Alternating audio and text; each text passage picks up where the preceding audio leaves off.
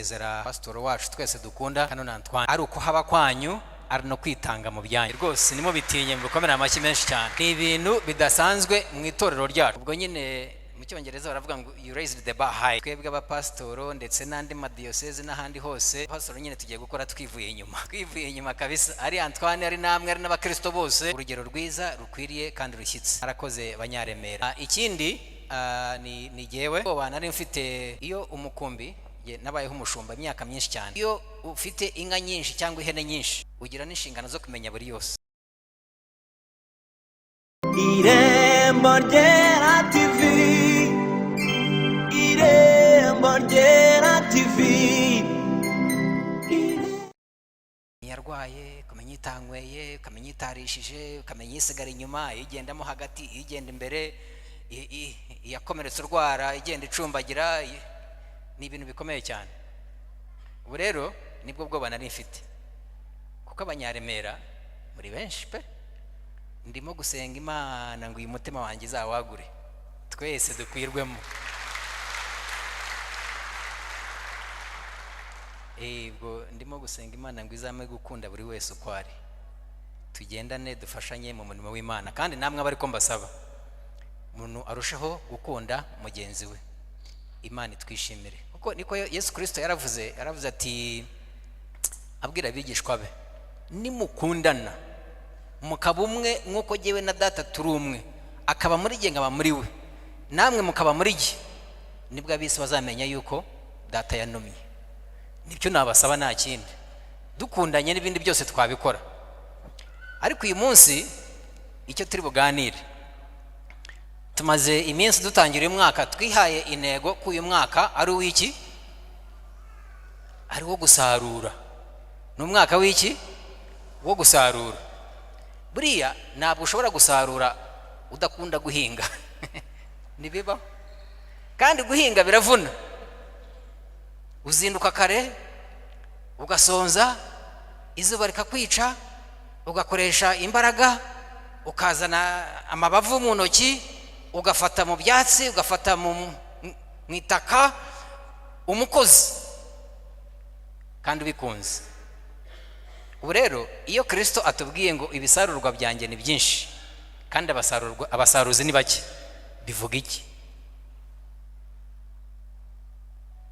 umuhamagaro wanjye umuhamagaro wawe umuhamagaro w'itorero rya Kristo uyu munsi ndetse n'andi mezi kugeza mu kwezi kwa munani cyangwa se kwa munani guhera tuzagenda twiga kuri icyo kintu cyo kuba umusaruzi ubyiyumvemo kandi tubyiyumvemo nk'iki mw'itorero ari naho naheraga mbabwire ngo atari urukundo rw'Imana yakunze abisi nidukunde turi beza ahubwo kadukunda turi n'abanyabyaha kandi ngo babi hanyuma ngo igatanga umwana we w'ikinege akaza kudusarura kugira ngo atwereke urukundo rw'Imana atwereke ubuntu bw'Imana atwereke imbabazi z'Imana atwereke kubabarirwa ibyaha atwereke kwihana atubwire ko tutaraba gucibwaho iteka ahubwo ko muri Kristo Yesu ari amahoro haleluya iyo wamaze kubona ayo mahoro ukibuka aho Yesu yagukuye ukabona kugera kwe neza ukabona ukuboko kwe ukabona imbabazi ze ukumva muragendana ukumva urakomeye naho waba waburaye ukumva urakomeye naho waba udafite school fees ukumva urakomeye naho baba bari bukwirukane mu nzu ejo ariko ukumva ufite amahoro asendereye haleluya uyehuye n'ifite ibyo bibazo uramukomeza uramubwira uti mwene data humura Yesu arabishoboye ahari uyu munsi twarara turira ariko ejo imbabazi zikagera zite impundu zikavuga tukanezerwa ibishimo bikagira bite nicyo usabwa nta kindi nitugenda tubiganira muraza kubyumva reka dusome mu bice badusomeye tuhere cyo mu isezerano rishya Matayo igice cya 9 umurongo wa 35 ndi bugende nsoma imirongo yose ndajya nsimbuka kugira ngo dukoreshe neza igihe cyacu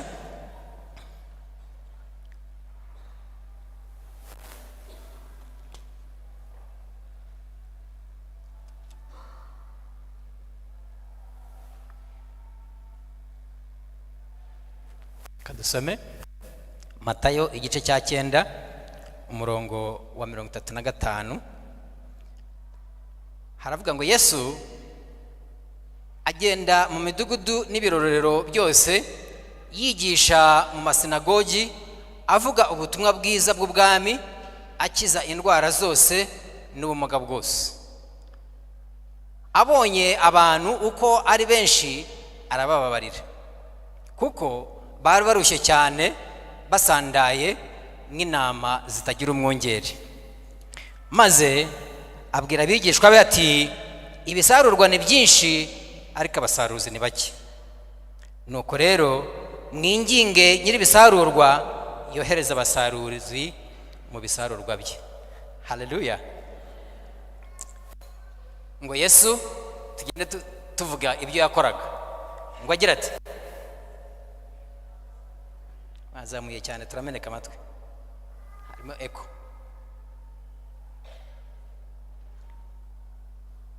Ngo Yesu agenda agira ati, gume mwumva ayo magambo, agenda. Mwaje hano mugenda, sibyo? Mwaciye mu midugudu aho mutuye, muca muri iyi migi, muri Giporosi murayibona, muri Kabeza murayibona, muri Busanza murayibona, muri Nyakabanda murayibona, Kajeke murayibona, Migina murayibona, hirya hano mu Ruturusu murahabona. Mukomeze mwigireyo. Busanza murahabona, Kanombe murahabona, Nyamirambo murahabona, sibyo? Ngo agenda mu midugudu, mu birorero, ndetse na he nibibera hano musengero nabyo nabyo tugira dute turabibona. Ngo hanyuma abona agira ati, arabona aragenda aho hose, ariko agira ati, ngo abona abantu ari benshi abagirira iki? Agira iki? Impuhwe. Agira imbabazi, abagirira imbabazi, abagirira impuhwe. Kubera iki? Bari bameze nk'intama zitagira iki? Ngo kandi barushye basandaye. Ngo kandi bameze nk'ibisarurwa bitagira iki? Ashaka bongera arababura, ashaka basaruza agira ati, ngo barushye basandaye.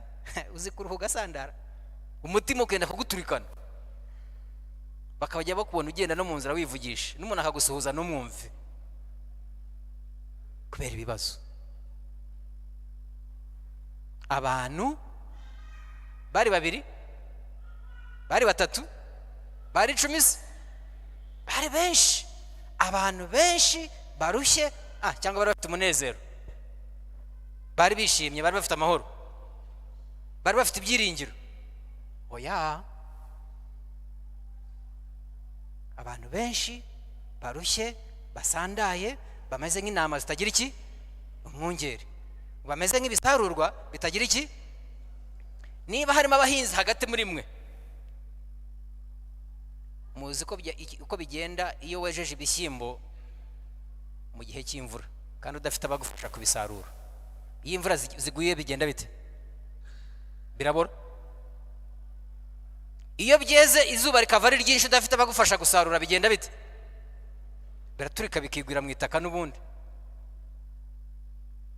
Iyo uburo bweze ari bwinshi udafite abagufasha gusarura, inyoni zirabigutanga, kimwe n'amasaka, kimwe n'ibindi byose. Ni ukuvuga ngo icyo ashaka kuvuga ni uko bigiye kwangirika. Hari ubuzima bw'umuntu bugiye kwangirika. Twongere dusubire inyuma muri Kajeke, hari ubuzima bw'umwana bugiye kwangirika. Hano muri korodoro hari ubuzima bw'umwana w'imyaka 10, 4, 5, 12, 18, 20, 21 uri hariyo udafite icyerekezo. Ubuzima bwe bugiye kugira gute? Mu Migina nuko. Ariko ruzi ko bishobora no kuba biri muri twebwe mu ngo zacu. Hari umubyeyi hano umaze icyumweru atazi uko azabigenza. Ni akazi, nta biryo, nta mazi, nta sabune, nta nshuti, nta muvandimwe, ntaki. Kandi ari muri twaraterana, kandi afite abana bagomba kwiga, nta mituweli, ntaki. Hama Yesu yabareba akabagirira impuhwe, kandi n'ubu arabareba. Haleluya. N'ubu arabareba kumva umutima ugiye akababara. Inama z'umwami Yesu, z'umwami Imana zitagira kiragira, zitagira umusaruzi, ibihingwa umweru udafite gisarura. Kandi dore Satani agize ati ngo ameze nk'intare yiteguye kugira uwigira ite. Niko bigenda. Umwana w'umukobwa areba hirya no hino, agashakisha ubuzima akabubura, akabwirirwa akaburara, agashaka hajya akaburirwa, agashakisha agatenge keza kakabura, agashaka uwabwira ko byamukomeranya adafite uko byamurambira, akavuga ati ariko se n'ubundi wareba uko mbigenza. Akajya ku muhanda akambara akana akagira atya, akabona buri bumehama icyo arenze umunsi, ati n'ubundi ko nafite uko mbigenza se. Satani ngo akabara amujyanye. Niba arwaye sida, niba hari umukoresha yanamufashe mu ijosi barwana, njya mbyumva ngo abakobwa bagenda bitwaje ibyuma n'inzembe, ngo nabona ikigabo kitazi ibyo gikora nyine yamwereke nawe ko ari Schwarzenegger. Nibwo buzima. Hari abana batoya abari ku mihanda barara muri ruhurura, batagira aho barya. Akenshi niyo ahuye nawe akagusabura namwirukana, cyane hano. Kandi uri umusaruzi, wakagize impuhwe nka za zindi za Yesu. Hari ingo zimeze nabi, abagabo n'abagore batacyumva rumwe, batagifatanya, batakiganira, batakita ku bana. Muze gusoma mu binyamakuru mubirebe, birahari, biranditse. Ntabwo bari hirya, no muri twe barimo. Bagabo muhaguruke mufashanye, bagore muhaguruke, mwo gucirana imanza ahubwo mukundana. Abantu dukunda guca imanza, dukunda kuvuga abandi.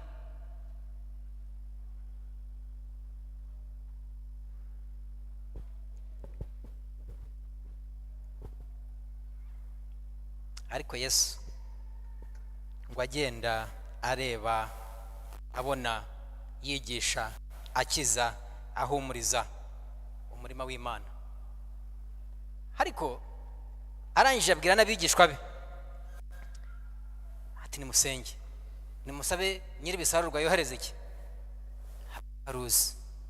Ariko arangije aranabatuma, arangije agira ati ko waruzi iyo usenze Imana kenshi ko ari wowe yohereza. Iyo ubonye ikintu kikakubabaza, uzi ko Imana bari wowe wibwira ngo gira icyo ukora. Yakoze ngo yewe karege ngo mbese ibyo urabikora hiki? Ese wowe naguru wanjye, ntago wamenye ubuntu bwanjye n'imbabazi zanjye? Ntago ushobora kuba umuyoboro se? Ntago ushobora kuba umugende w'imbabazi n'urukundo rw'Imana ukagira ubukiza? Wa mwana wari waratakaje amashuri, wa mwana wari wabuze uko abigenza, ari kuri hantu nk'aha avuga ati ejo nimburara nzajya ku muhanda.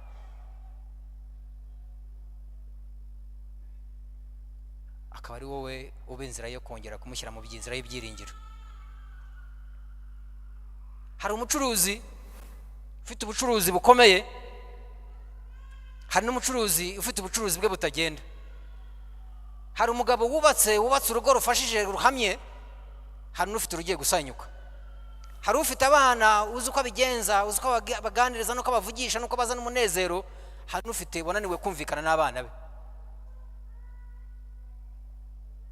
Kandi twese turimo aha ngaha, dufashanya dute? niba rwiyemezamirimo bangahe hano bashobora kuvuga bati ndemera gutanga buri wa kane w'icyumweru cyangwa buri wa kane w'icyumweru w'ukwezi nzaze kwigisha no kwereka kuganiriza abagenzi banjye cyangwa abakiri bato uko natangiye ubucuruzi kandi uko bwakomeye, ubabere mento. Ni mubyeyi iki ushobora kuvuga uti nubatse urugo maze imyaka 20-30 kuri ba bana bagera 20 mwahagaritse kwemera kuba menta wabo uko bubaka urugo rwiza. Buri wa gatanu wa nyuma w'ukwezi mukajya muhurira ahangaha. Abana batoya batazi impamvu kuri iyi si Satani ateze hirya, harimo kwereka ibi ubu basigaye babyigisha ngo nta kibazo, ushobora kuba umugabo n'ubwo uri umugore, ushobora kuba umugore n'ubwo uri umugabo, akana kakavangirwa kandi nta wundi afite ushobora kumubwira ngo ya ntabwo ari uko bigenda. Umugambi w'Imana ku muntu n'uyu nguyu. Turabyumva, turabibona mu makuru, biriho biravugwa ku matelefoni, biriho, ariko twebwe nta mwanya turimo kubonera abacu. Buri muntu yihugiyeho, buri muntu yabaye nyamwigendaho.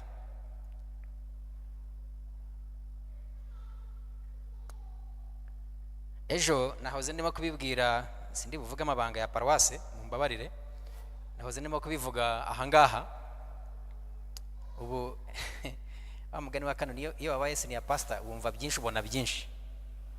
Ejo bundi mu cyumweru gishize umubyeyi ansanga mu biro, afite akana ngira ngo yagahetse nk'icyumweru, imyenda ni yayindi, inkari ni za zindi, icyuya ni cya kindi, nuko bimeze niki. Arambwira ati pastor, ati ubu nyine sinzi uko ngiye kubigenza kandi sindi giye nyine mfite n'uru ruhinja. Namureba ndavuga ese Mana, niyo ntamuha icyo yaryiye umunsi, araryiye umunsi hanyuma ejo niyo paruwasi yamukodeshereza uko ukwezi gutahase. Uyu mwana se kwageze mu kigero cyo kuba yatangira kwiga gardiyeni, hari uyu aziga, amaherezo ye ni ayahe? Nkajya mpindukira nkabareba mwese mwicaye hano nkavuga na Kamana yo mwijuru ngo ibisarurwa ni byinshi kandi ibisarurwa ni by'agaciro, kuko umwami Imana arabareba bakamubabaza, akabagirira imbabazi, akarirana nabo. Paulo yigeze kubibwira itorero ryo muri Filipi, arababwira ati ndababwira kandi narababwiye cyane ngo n'amarira menshi ngo nabo kuribuka n'abanzi b'umusaraba, kandi Satani nawe arabitegeye benshi. Kuba inama bivuze ikintu kimwe, buriya niba hari ikintu cy'injiji kibaho ni inama. Ariko uzi yuko umuntu ashobora kuba atari inama, atari injiji, yahura n'ibibazo bikakuvangira, ibibazo bikakuvangira n'ubwenge bugatakara. Uwari umuntu muzima mumubona ukabona aragenda cupira, Satani ubwo nyine akaba aramwigaruriye. Umuntu akazimira, umuryango ukazimira, ukareba umuntu ukumirwa. Nicyo bivuze kuba inama. Ubwenge buracurama, ibibazo biragukubita, ubwenge bukagira bute, bugacurama. Noneho Satani ukuntu ari mubi arakwihererana akakuganiriza, wajya uciyeho wacaho utya, niba wabwiriwe ukavuga ati buriya barandeba bakabona yuko nabwiriwe. Nawe ureba mu nda, mujye mukomera, nawe ureba mu nda y'undi. Yaba amaze nk'iminsi cyane, ababyeyi bacu ni beza cyane, abadamu dukunda gusa neza, Imana niko yaturemye. Yaba amaze nk'amezi atarahindura umwenda, akavuga ati buriya abagore bo kuri paruwasi imyenda yanjye yose bamaze kuyimenya, no kuza guterana akabitinya.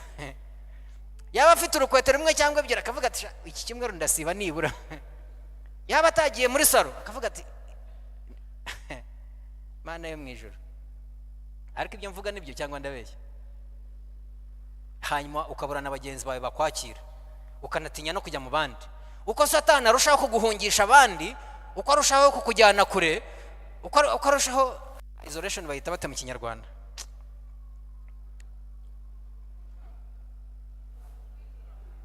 uko arushaho kuguha akato, niko arushaho kukubwira amagambo y'ibinyoma. kandi amagambo y'ibinyoma ajyana mu kurimbuka, nta kuri kuba kurimo. Nibyo Yesu yavugaga ngo ukuri kuzagera gute? Kuzaba batura, akakwihererana, akakubwira bibi, akakubwira kutari mwiza, umugabo wawe ntago gukunda, abagore ntago bagukunda, paruwasi ntabwo igukunda, duracaho bakaguseka, dore bimeze gutya, dore bimeze gutya, amagambo menshi akakuzuramo, ukajya ugenda ukumva ugiye gusandara ngo inama zirushye zigiye kugira gute. Wareba abana nibize, nibariye, bagiye kuburara. Njye mbabwira amateka yanjye, nigeze kuba kwa masenge, bukeye umugabo warapfa, yacuruzaga imyenda, yagiraga boutique, abantu bazi Mbarara, muri market hariya Mbarara. Hanyuma umugabo niwe wakoraga, yari afite abana 7, nanjye wa 8 n'abandi twari ducumbitse aho ngaho, apfa. Amafaranga yari afite yose yaratangiye kuyizamuramo inzu isakaye gusa n'amatafari. Sha ikintu nabanje kubona, uzuko ushobora kubwirirwa icyumweru kandi ukaguma muri muzima. Ukajya mu ishuri ukicara ngo wagiye kwiga, ariko niwiga ibitekerezo bidahari. Ukajya utaha ukavuga uti ntacyo kurya ndi buhasange, ariko nibura ndahasanga amazi. Wagerayo n'amazi ugasanga mu kibido yashize, kandi mudafite n'amazi, amafaranga yo kujya kuvoma andi. Kera njye mbibwira urubyiruko hano, nigeza kuva ku ishuri ku manywa, inzara yanyishe. Noneho ndavuga se ndajya mu rugo, ndagera no mu rugo nsanga inzu bayikinze. Twagiraga inzu bateragamo amabati, twari twarateyemo amabati kwere dakinze, nta n'ibirahure byari birimo, nta n'imiryango, nta n'iki. Duteramo imibati tugira gutya, imbere hano cyari igitaka dushyiramo ibitafari, turamara niko babyitaga, tukajya tujyamo n'akavumbi n'iki. Noneho ndavuga ubu ni namanuka mu rugo, kuko inzara yaranyishe, numva no kwicara mu ishuri simbikeneye, sinabishaka, sinabishoboye. Ndavuga ngiye gufata inzira kwa kuntu umuntu atumutwe, ndavuga ndatashye. Ndamanuka ngeze nkuko nabande urugo ndureba nka hakurya hariya Nyakabanda, ndavuga nariko se ubundi ko mu rugo nta muntu uriyo, ko nta n'urufunguzo mfite, ubu ndajyahe? Noneho umutima urambwira ngo jya mu isoko. Njya mu isoko abazirwe bikona. Hari abamama beza, hagiraga imineke myiza, waturuka nka hari impumuro ikagukubita. Noneho ndavuga ni bari abamama ndabicishaho tu, ni hari u Burundi bagaseka mwakana nyine, nansekera ubwo nyine ndaseka. Noneho ndagenda, umwe yari n'inshuti yo mu rugo, iyo twabaga dufite ibyo ukeneye jyagayo. None hariya ndamureba, ndavuga ngo bose ngeyo mwihorere, ninjyayo se ushaka gusanga nawe ntacyo yacurujije, nawe yifite ibibazo bye, nanamubwira nagira icyo nakora, noneho nkababara kurushaho. Abe ku mutima urambwira ngo genda. Ndagenda, mugeze uruhande muranahagurutse, muntu mbona ageze ateze amaboko, ndamuyabira nawe aranyabira. Noneho ndamubwira none se nta mirimo ufite hano ngo ngufashe? Ati se urumva akora iki nk'ubu ngubu? Ni niba hari nk'ibishishwa ufite byo kujugunya hariya ndabigutwaza nta kibazo. Ariko in my mind naravuga ngo aho kugira ngo musabe, reka ngira icyo nkora, aragira imuhagira icyampa. Hanyuma koko amereza, urabona iyo baguze, hari abagura imineke bakayiriraho, hari biba byashaje bya bintu byose, harabima tugenda bishyira hariya. Kuko ndagenda mbishyira hariya, ngarutse haba hari yameneke igiye ngo kwangirika, mbona agaturiye kose arakamaye, ndakurahiye.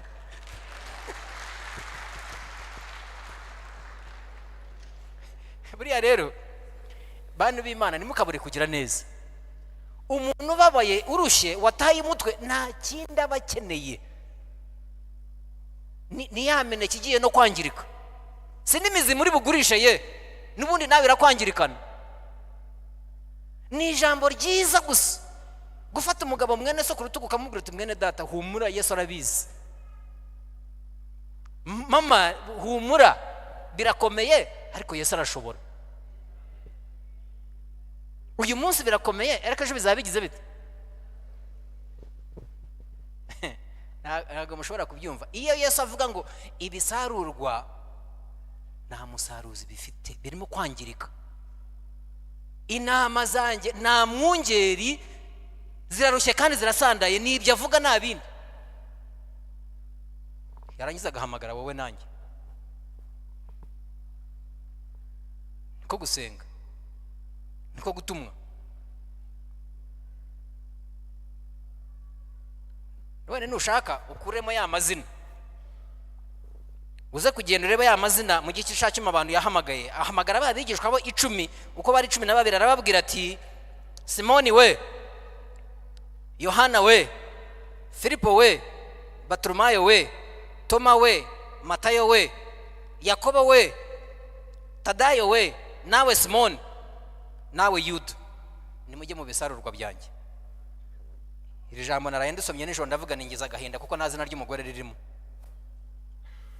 Ariko ntabwo ari Yesu wabyanditse, ni Matayo wabyanditse, yari umuyuda, kuko mu bayuda abagore n'abana ntabwo bababaraga. Ariko icyo tuzi nuko abigishwa ba Yesu harimo niki, abadamu nibo bamukikizaga, nibo bamuhaga uruhande, nibo bamuherekezaga, nibo batangaga amafaranga. Ba Mariya bande bose ngo bigeze gutanga amafaranga menshi kubw'umurimo w'Imana.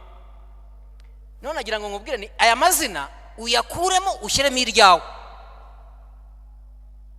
Wumva Yesu aguhamagara akubwira ngo ibisarurwa ni byinshi, abasaruzi ni bake, senga Uwiteka Imana, ariko haguruka ugende.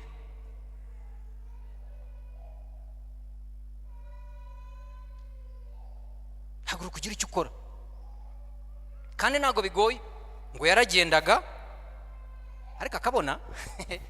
Reka mbasomere mwumve, reka twigire imbere ho gatoya dusome muri Yohana. Dusome Yohana wa 4 mwumve ibyo Yesu atubwira. Yohana 4 umurongo wa 28 tugeze kwa 35. Yohana 4 umurongo wa 28 tugeze kwa 35.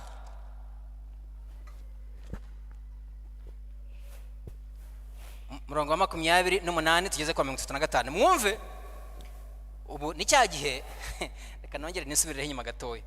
Ni cya gihe Yesu yabwiye abigishwa be ati nimugende ibyo turi burye. Bakigenda ajya kwiriba aho bavomaga amazi, ngo hari ku manywa y'ihangu, aho hurira n'umusamariyakazi. Umusamariyakazi umutima wari ugiye guturika ku manywa y'ihangu, ajya kuvoma amazi. Ngo kandi icyo gihe ntibyari byemewe ko umugore agenda ku manywa, ariko yari afite ikimugenza kuko yagendaga igihe abantu babaga badahari. Kubera iki? Muraza kubyumva. Amaze kuganira na Yesu amubwiye ngo amazi nkwe, undi aramubwira ati uransaba amazi kuri umuyuda genga umusamariya, uransaba amazi kubera iki? Undi aramubwira ngo niba wari uzi gusaba amazi ayariwe. Baraganira hanyuma Yesu aza kugera ku kibazo kimugenza ku manywa, aramubaza ati genda uzanire umugabo wawe. Undi ati nawe mfite. Undi aramubwira tuvuze ukuri, nabo ufite saha bawe. Bangahe? 5 n'abandi batazwi. Mugabo nawe yarazi ko yari indaya yakumanywa ruharugwa. Hanyuma amaze guhura na Yesu, mwumva amagambo yavuze ku murongo wa 28 igice cya 4, ngo nuko uwo mugore asiga ikibindi cye aragenda ajya mu mudugudu abwira abantu ati nimuze murebe umuntu umbwiye ibyo nakoze byose. Mwahumvishije? Reka twasimbuke twigire ku murongo wa 4 wa 34. Mwumve Yesu arababwira, ubwo nabigishwa be ko bamubwiye ngo dore ibiryo byaje mureke turye. Yesu arababwira ati ibiryo mfite mwebwe ntago mubizi. Haleluya. Ngo ibiryo mfite mwebwe ntago mugize mute mubizi. Noneho dukomeze mwumve ku murongo wa 32 arababwira ati mfite ibiryo mutazi. Abigishwa be barabazanya bati mbese hari uwamuzaniye ibyo kurya? Yesu arababwira ati ibyo kurya byanjye ni ugukora ibyo uwantumye ashaka no kurangiza umurimo we. Haleluya.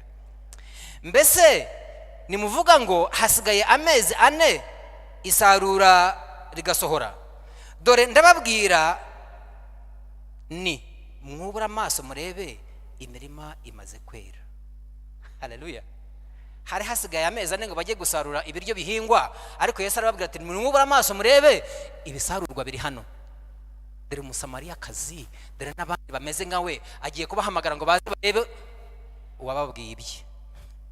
Muze murebe uwanyijije, muze murebe Imana izi byose, muze murebe Imana ikiza, muze murebe Imana igira neza. Nibyo bisarurwa, nibyo bisarurwa byari bimuri imbere, nibyo byari bamabaje. ariko abigishwa be bo batekerezaga ngo hasigaye amezi ane ngo tujye gusarura imirima. Reka da, imirima y'Uwiteka iri muri twe, ahubwo mwubura amaso murebe. Banyaremera, mwubure amaso murebe. Bakristo banyarwanda, mwubure amaso murebe, ibisarurwa biri muri twe.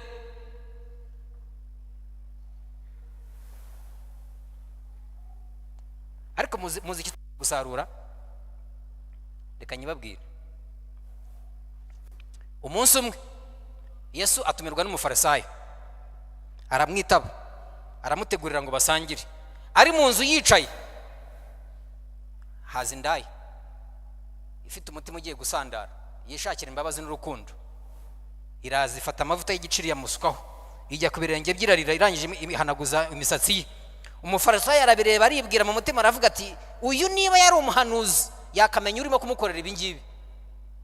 Aca urubanza.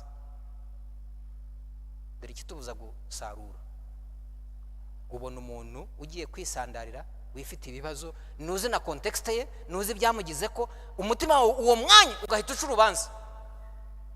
Yesu akabireba akavuga ati niba waruzi yuko uyu ari igisarurwa cy'Uwiteka, ni umukobwa wa Aburahamu, ni umwana w'Imana. Yesu arangije abwira umufarisayo ati yewe, ati mbese wowe uraca urubanza mu mutima wawe?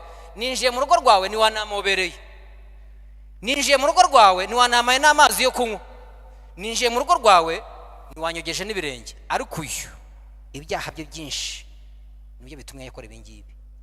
Uwababariwe byinshi azagira imbabazi nyinshi.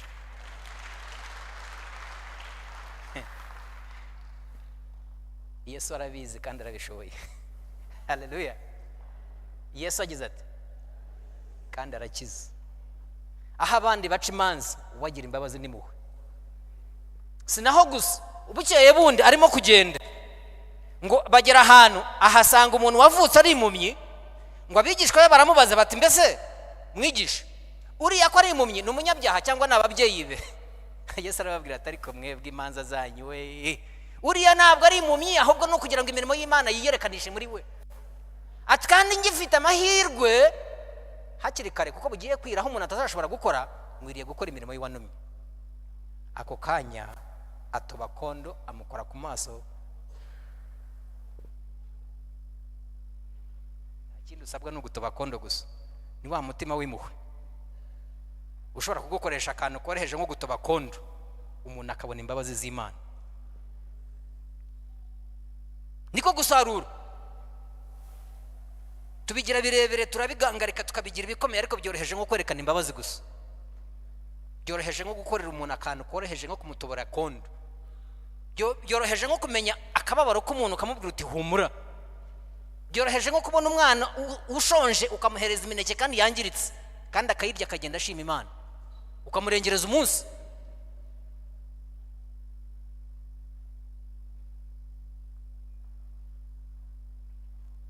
Ese buriya mwagira ngo Gideon si cyo yakoze? Cya gice kindi badusomeye mwacyumvishije? Shawe ngo Abanyesirayeli banga Uwiteka, ngo Imana nayo ibatera umugongo, ngo ibateza Abamadiyani kumara imyaka 7. Hari igihe Satani ashobora kukwizingaho imyaka n'imyaka. Mana we, imyaka 7 bahinga badasarura, babyara abakobwa badashyingira, bubaka ingo ntibazituremo, beza ntibarye. Kuko Abamediyani bagereraganya byeze, bakaza bakabatera, barangiza akaba aribo basarura. Bakagereranya igihe abana b'abakobwa babo bageze aho bashyingira, bakaza bakabatwara ku ingufu bakabishyingira. Bakagereranya cya gihe bubatse amazu meza bakabatera bakayasenya, ngo bari basigaye bihishe, ngo bihishaga mu misozi no mu bihanamanga. Ngo rimwe Gideon umukozi w'Imana mbega, ngo yihishe munsi y'igiti ngo hanyuma afite umuvure arimo kugira ate, hase ingano bazisekurira mu muvure, umuvure bawengeramo. Ariko kwari kugira ngo ahishe, kugira ngo Abamediyani batamutera. Ngo hanyuma marayika w'Uwiteka aramusanga, aramusuhuza, turaho umutware w'Uwiteka ukomeye. Ndati iki? Jewe reka da, ngo Uwiteka arashaka kujya gukiza Abisirayeli. Ngo kagira inkuru yewe Imana ibahoze. Imana batubwiye basogokuruza ngo yadukuye muri Egiputa, tumaze imyaka 7 twaratewe n'Abamediyani. Iyo Mana ko nayibona, Satani aragutera akakuzinga imyaka 7 n'Imana ukayishaka ukayibura, ukajya wibaza utari ubu Imana iriho, Imana itanga urubyaro iriho, Imana ikiza ibyaha iriho, Imana ikomeza iriho, Imana igira neza iriho, Imana itanga imigisha, ukayishaka ntuyibone mu buzima bwawe. Ngo hanyuma marayika aramubwira ngo humura, Uwiteka Imana iri kumwe nawe, ngo kandi irashaka kujya gukiza Abamediyani. Ati ndakurahiye, ntabwo ararangiza amenye. Ati ndakurahiye, umuryango wa data ni uwanyuma, nanjye ndi umuhererezi mu nzu ya data. Izo mbaraga zizakiza Abisirayeli nzazikura he? Mujya mutanga impamvu iyo Yesu yabahamagaye.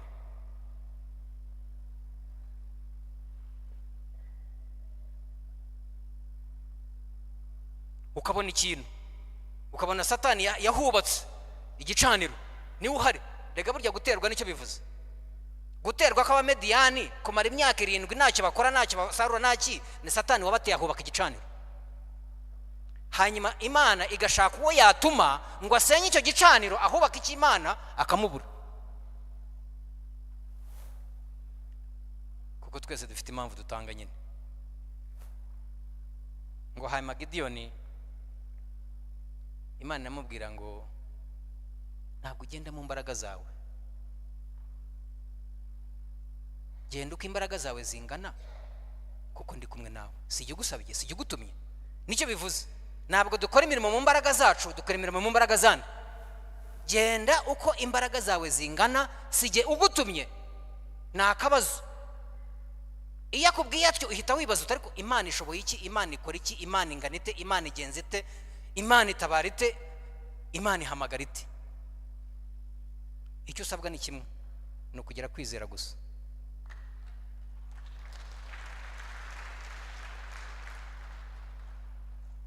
Ariko kwizera ukakongeraho kumvira, kumvira ukakongeraho imirimo myiza, hanyuma Imana ikagutiza amaboko.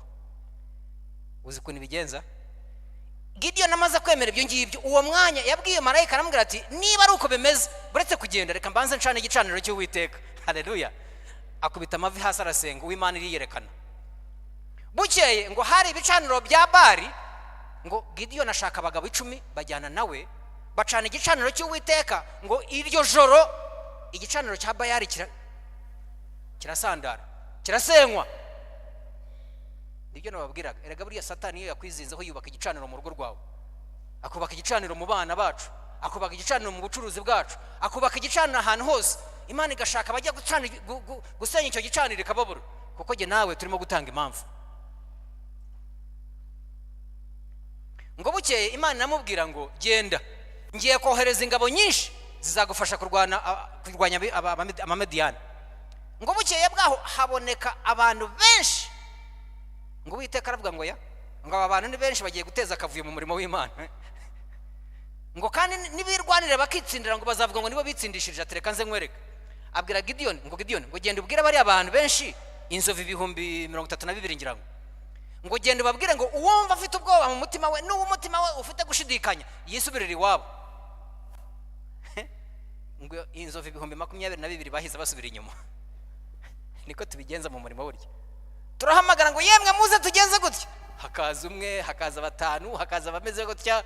Ubwo nyine ya mahirwe yo gukora umurimo w'Imana twaba tugize dute. Aranje Imana namubwira ngo nabo ngo baracyari benshi, ngo ibajyane ku mugezi ubabwire bajye kunywa amazi. Ngo uri bwuname akaja bankimbwa, uwo nawe asubira iwabo. Ngo ariko uri bugira cyakadaha n'ikiganza akanywa, uwo ni uzakora umurimo. Ngo havamo Irembo ryera TV.